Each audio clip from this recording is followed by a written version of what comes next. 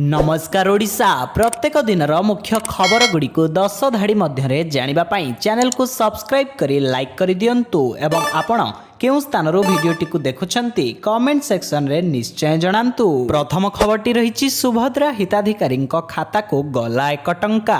सुभद्रा योजनार योग्य हिताधिकारी खाता को गला 1 टंका। सुभद्रा शोभा यात्रा रे उपमुख्यमंत्री प्रभाती परिडा सूचना शेष हिताधिकारी पर्यंत न पहुंचवा जाए योजना चलिब 17 तारिख को नहीं भयभीत हुअनी सबु अकाउंट को टंका जीव आसंता 17 रे महिला अकाउंट को जीव सुभद्रा योजनार प्रथम किस्ती एजावत 50 लाख रु ऊर्ध्व महिला पंजीकरण कर सारे। उपमुख्यमंत्री प्रभाती परिडा एने सूचना देइछंती 15 सुधा आवेदन करिथिबा हिताधिकारी को 17 रे प्रथम किस्ती मिलिबो। परवर्ती खबर रही आजिठु बढ़िलाणी सोना रूपा दर। गत एक सप्ताह रे सोना और रूपा मूल्य रे अनेक थर वृद्धि घटी। आंतर्जातीय बजार रे मूल्य वृद्धि हेतु सोना मूल्य रे वृद्धि घटी। आगको पर्वपर्वाणी रहिथिबारु सोना और रूपा मूल्य रे आहुरी वृद्धि हेबार संभावना रही। गत एक सप्ताह मध्य सोना दर 1000 रु 2000 टंका वृद्धि पाई। देशर प्राय समस्त सहर में 24 कैरेट 10 ग्राम सोना मूल्य प्राय 75,000 टंका। 22 कैरेट सुना हार 68,000 रु अधिक अटे। रूपा मूल्य विषय रे कहबाकू गले गत सप्ताह रे रूपा मूल्य रे 7,500 टंका वृद्धि घटी। वर्तमान रूपा किलोग्राम रे 92,000 टंका रही। परवर्ती खबर रही बलांगीर रे झाड़ा बांती आतंक। बलांगीर रे झाड़ा बांती आतंक 2 जनक मृत्यु घटिथिबा बेले 30 जन आक्रांत होइसेंती। समस्त आक्रांत को डाक्तरखाना रे भर्ती करा जाइछि। सेहिपरि अन्य मानकर चिकित्सा गाँव रे जारी रही। मृतकंक मध्य जड़े पुरुष थिबा बेले जड़े महिला थिबा नै सूचना रही। सूचना अनुसार मेडिकल टीम पक्षरु एक अस्थायी कैंप लगा जाइछि जेउथिरे आक्रांतंक चिकित्सा जारी रही। तेबे केउ कारणरू गाँव रे झाड़ा बांती व्यापीछि ताहा एपर्यंत स्पष्ट होई पारि नाही। दूषित पानी पाई झाड़ा बांती व्यापु थाई पारे बोली संदेह करा जाउछि जेउथि पाई पानी नमूना संग्रह करा जाइछि एवं परीक्षा पाई पठा जाइछि। परवर्ती खबर रही सेप्टेम्बर 18 रे लागिबा पाई जाउछि चंद्रग्रहण। 2024 वर्षर शेष एवं द्वितीय चंद्रग्रहण भाद्रव मासरे लागिबा पाई जाउछि। एही दिन पितृपक्षर प्रथम श्राद्ध और पिंडदान मध्य करा जिवो। तेबे धार्मिक दृष्टिकोणरू चंद्रग्रहण को शुभ बोली विवेचना करा जाय नाही। तेणु एही समय रे विशेष सतर्कता अवलंबन करिवार मान्यता रही। वर्षर द्वितीय चंद्रग्रहण सेप्टेम्बर 18 2024 रे बुधवार दिन लागिबा पाई जाउछि। चंद्रग्रहण भारतीय समय सकाळ 6:11 रे आरंभ होई सकाळ 10:17 रे शेष हेबो। तेबे एहा एक आंशिक चंद्रग्रहण हेबो जहा भारत रे दृश्यमान हेबो नाही। भारत रे एहा दृश्यमान हेउनथिबारु एहार सूतक काल मध्य एठारे वैध हेबो नाही। परवर्ती खबर रही मुख्यमंत्री बसिथिबा बेले हठात स्टेज रे चढ़ी गले युवक। मुख्यमंत्री सुरक्षा रे त्रुटि। कर्णाटकर मुख्यमंत्री सिद्धरमैया सुरक्षा रे त्रुटि देखा जाइछि। मुख्यमंत्री बसिथिबा बेले स्टेज उपरकू चढ़ी जाइथिले अजणा युवक।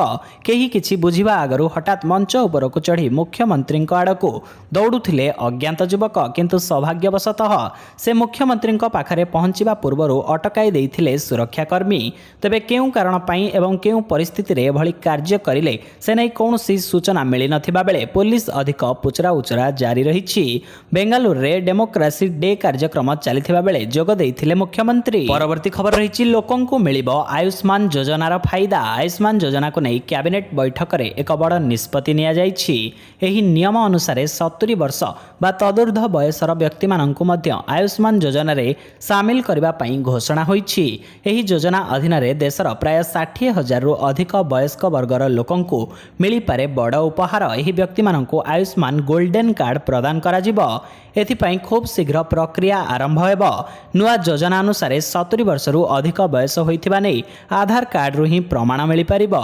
एहा व्यतीत अन्य कोनोसी आवश्यकता रहिबो नाही। पेंशन पाउथिबा व्यक्ति मध्य एहार लाभ पाई परिबे। पुराना आयुष्मान एवं नुआ आयुष्मान योजना रे एक बड़ अंतर देखिबाकू मिली। परवर्ती खबर रही 1 नवेम्बर रु लोक माननकू मिलिबनी राशन। भारत सरकार देशर नागरिकंक पई अनेक योजना जारी रखिछंती। देशर अनेक लोक सरकारी योजनार सुविधा पाती जो मुख्यतः गरीब अभावी लोक अंतर्भुक्त।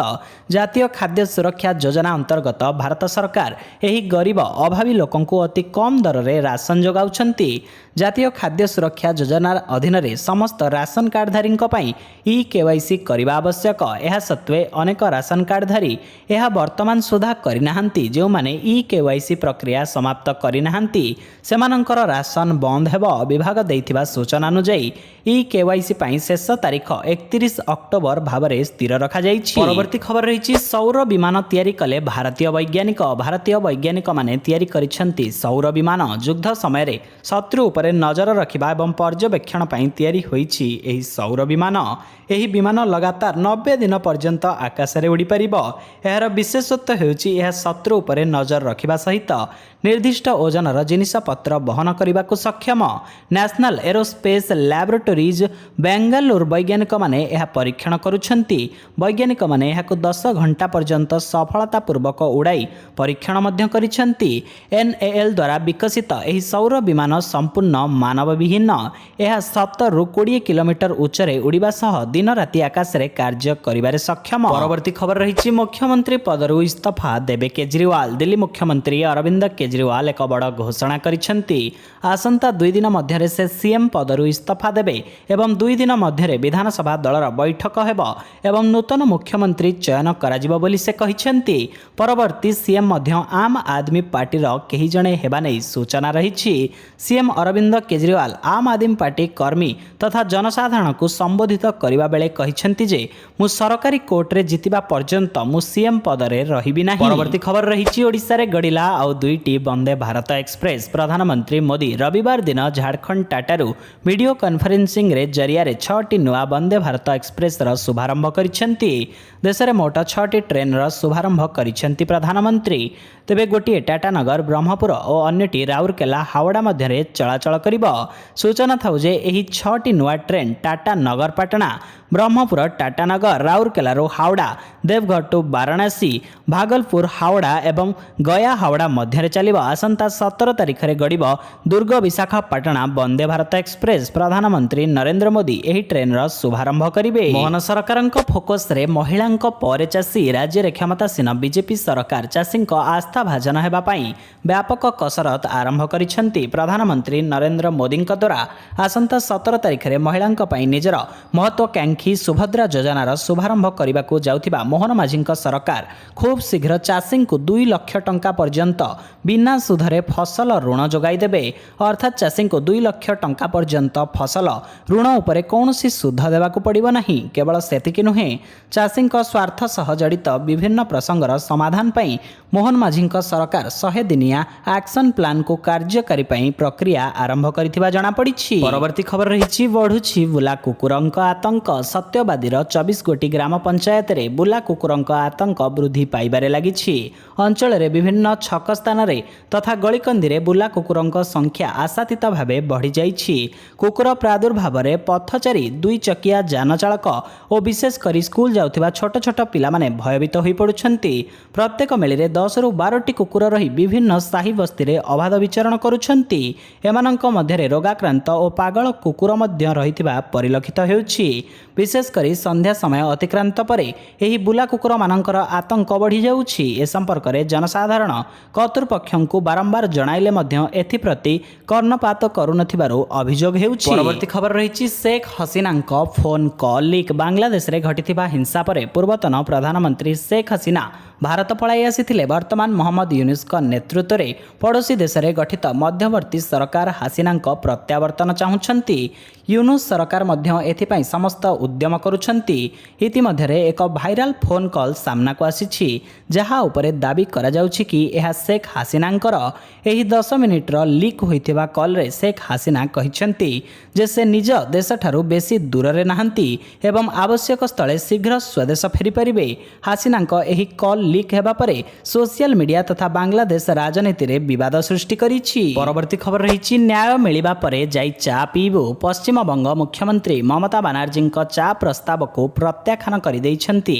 ଆନ୍ଦୋଳନରତ ଜୁନିୟର ଡାକ୍ତରମାନେ କୋଲକାତାରେ ଆନ୍ଦୋଳନ ଜାରି ରଖି ସହରର ଆରଜିକର ମେଡିକାଲ କଲେଜ ଏବଂ ହସ୍ପିଟାଲରେ ଦୁଷ୍କର୍ମ ଓ ହତ୍ୟାର ଶିକାର ହୋଇଥିବା 31 ବର୍ଷ ବୟସ୍କା ଟ୍ରେନି ଡାକ୍ତରଙ୍କ ପାଇଁ ନ୍ୟାୟ ଦାବି କରିଛନ୍ତି। ମୁଖ୍ୟମନ୍ତ୍ରୀ ମମତା ବାନାର୍ଜୀଙ୍କ ନିମନ୍ତ୍ରଣ ରକ୍ଷା କରି ଆନ୍ଦୋଳନରତ ଡାକ୍ତରମାନଙ୍କର ଏକ ଦଳ ତାଙ୍କୁ ଭେଟିଥିଲେ। ତେବେ ସେହି ଦଳର ଡକ୍ଟର ଆକିବ କହିଛନ୍ତି ଯେ ତାଙ୍କୁ ମମତା ଚା ଯାଚିଥିଲେ, ମାତ୍ର ସେମାନେ ଚା ପିଇବାକୁ ମନା କରିଦେଇଥିଲେ। ମୃତ ଡାକ୍ତରଙ୍କୁ ନ୍ୟାୟ ମିଳିବା ପରେ ଯାଇ ଚା ଗ୍ରହଣ କରିବେ ବୋଲି ସେ କହିଥିଲେ। ସହିତ ଚ୍ୟାନେଲରେ ନୂଆ ଥିଲେ ଆପଣଙ୍କ ଭଲ ପାଇବା ସଦୃଶ ଚ୍ୟାନେଲକୁ ସବସ୍କ୍ରାଇବ କରି ଲାଇକ୍ କରିଦିଅନ୍ତୁ। ଜୟ ଜଗନ୍ନାଥ।